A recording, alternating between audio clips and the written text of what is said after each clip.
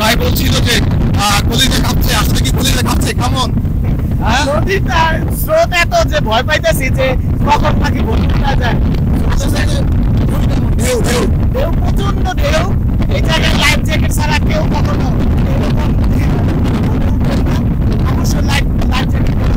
আপনার মনের মধ্যে এখন কি হচ্ছে? আমি খুবই এক্সাইটেড যে এইরকম একটা জায়গায় আমি আসতে পেরেছি, আবার আসবো ইনশাআল্লাহ। আমরা ডলফিনের খুব কাছাকাছি চলে আসছি। এই যে মাছ সমুদ্রের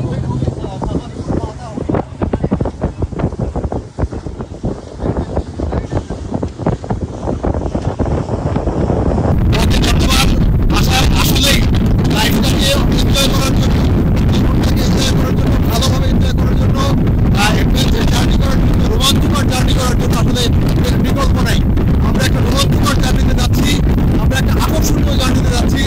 আসলে কি যে অনুভূতি, সেটা অনুভূতিটাকে কিন্তু এখন ভাষায় প্রকাশ করা যাবে না। দারুণ এক অনুভূতি। আমাদের স্পিডবোটটা শুধু লাফাচ্ছে, কয়েক মিটার লাফাই উঠছে, আবারও পানির মধ্যে নেমে যাচ্ছে।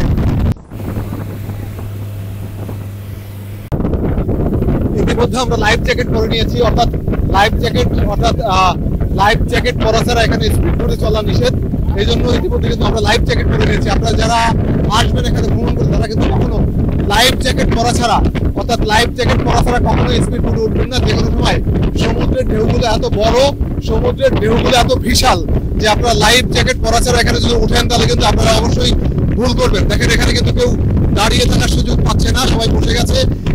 আমরা একবারে মাঝ সমুদ্রের দিকে যাচ্ছি, যেখানে অনেক বড় বড় ঢেউ, যে কোনো সময় একটা দুর্ঘটনা ঘটতে পারে। সে কারণে কিন্তু আপনারা লাইফ জ্যাকেট পরে উঠবেন।